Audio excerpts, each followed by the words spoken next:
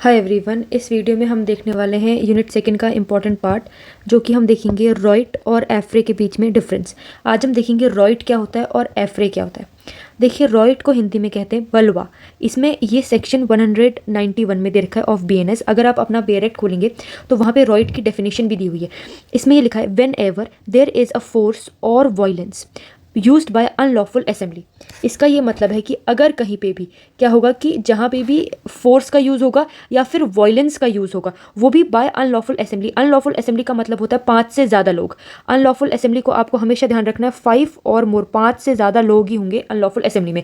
In prosecution of the common object, riot में सबका common object same होता है। क्या होता है? कॉमन ऑब्जेक्ट सेम होता है ऑफ सच असेंबली, तो उसे हम कहेंगे कि वहाँ पे रॉइट हुआ है। देखो, रॉइट आप जब भी ध्यान रखोगे आपको ये वाली पिक्चर ध्यान में देनी, जहाँ पे 5 से ज़्यादा लोग हैं। आप इस पिक्चर को देखो, इसमें कम से कम 100 या 200 लोग होंगे, तो ये रॉइट हो रही है। रॉइट का मतलब 5 से ज़्यादा लोग हैं, जहाँ पे फोर्स और वायलेंस दोनों यूज़ हो रहा है और by an unlawful assembly use हो रहा है, जिसका in the prosecution of the common object of such assembly. और क्या होता है, रॉइट में हर एक मेंबर जो होता है वो गिल्टी होता है रॉइट का। ऐसा नहीं कि कोई एक इंसान ही गिल्टी होगा, नहीं, जितने मेंबर उस रॉइट में प्रेजेंट है उन सबको गिल्टी माना जाता है। तो इसके एसेंशियल्स क्या है? पहला एसेंशियल, इसमें फोर्स और वायलेंस दोनों यूज होता है। अनलॉफुल असेंबली मतलब 5 से ज्यादा लोग जब होंगे तब हम कहेंगे रॉइट हो रही है।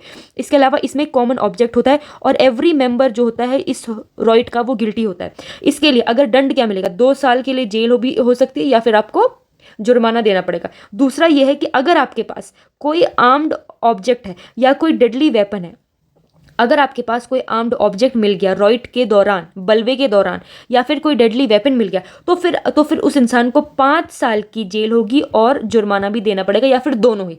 तो अगर सिंपल रॉइट है तो 2 साल प्लस जुर्माना, लेकिन अगर उस इंसान के पास आर्म्ड प्लस डेडली वेपन है तो वो फिर 5 साल की जेल होती है और उसमें फाइन फिर उसी अकॉर्डिंग लगेगा। तो ये है आपका रॉइट सेक्शन 119। अब जो डिफरेंस आएगा वो रॉइट और एफ्रे में आएगा। देखो, रॉइट में आपको ध्यान देना है अनलॉफुल असेंबली, 5 से ज़्यादा लोग होते हैं, और रॉइट से ये पिक्चर ध्यान में देना, रॉइट में बहुत ज़्यादा लोग होते हैं। अब देखिए, एफ्रे को हिंदी में कहते हैं दंगा हो रहा है। दंगा क्या होता है ना, जो जो एफ्रे होता है उसको हिंदी में कहा जाता है कि दंगा है। ये है आपका सेक्शन। अगर आप देखो तो ये सेक्शन में दे रखा है 194 सेक्शन ऑफ बीएनएस में ये गिवन है। इसमें क्या होता है, इसमें 2 या 2 से ज़्यादा लोग, 2 या 2 से ज़्यादा लोग, तो इसमें क्या है, 2 और मोर पीपल। इसमें अनलॉफुल असेंबली नहीं है। 2 या 2 से ज़्यादा लोग पब्लिक प्लेस पे जो पीस है उसे डिस्टर्ब कर रहे हैं, उसे हम कहेंगे कि वहाँ पे दंगा हो रहा है। 2 या 2 से ज़्यादा लोग स्थान पे, ऐसी प्लेस जहाँ पे बहुत ज़्यादा लोग हैं, लोग स्थान पर लोक शांति को भंग कर रहे हैं, उसे हम कहेंगे कि वहाँ पे दंगा हो रहा है। Section 194 of BNS. देखिए, इसमें दंड क्या मिलेगा, क्या है, 1 मंथ की जेल हो सकती है या फिर जुर्माना हो सकता है, वो भी up to 1000 rupees, up to मतलब यहाँ अप टू मैक्सिमम 1000 रुपीज़ तक हो सकता है, या फिर बोथ, दोनों ही हो सकते हैं। तो अगर आप दोनों में कंपेयर करो तो जो एफ्रे है उसकी इंटेंसिटी बहुत कम है, दंगे जो है वो बहुत कम इंटेंसिटी वाले में आते हैं, लेकिन जो रॉइट है उसकी इंटेंसिटी प्लस उसका स्कोप बहुत ज़्यादा है, क्योंकि यहाँ पे 5 से ज़्यादा लोग प्लस फोर्स और वायलेंस यूज़ करते हैं। और क्या होता है, उनका कॉमन ऑब्जेक्ट होता है और एवरी मेंबर जो होता है वो गिल्टी होता है। अगर आपको याद होगा कि दिल्ली रॉइट जिसमें बहुत ज़्यादा लोग थे और बहुत ज़्यादा वहाँ पे वायलेंस हुआ था, फोर्स वायलेंस यूज हुआ था और बहुत ज़्यादा हार्म भी हुआ था जो गवर्नमेंट थी उनकी प्रॉपर्टी को, तो इसीलिए उसमें जो लोग थे उनको जेल भी हुई थी। तो यहाँ वो एग्जांपल है रॉइट का, दिल्ली रॉइट एक एग्जांपल होगा रॉइट का, ठीक है। उसमें अगर आपने देखा क्या था, फोर्स वायलेंस का यूज था, अनलॉफुल असेंबली थी, कॉमन ऑब्जेक्टिव था और एवरी मेंबर उसमें गिल्टी था।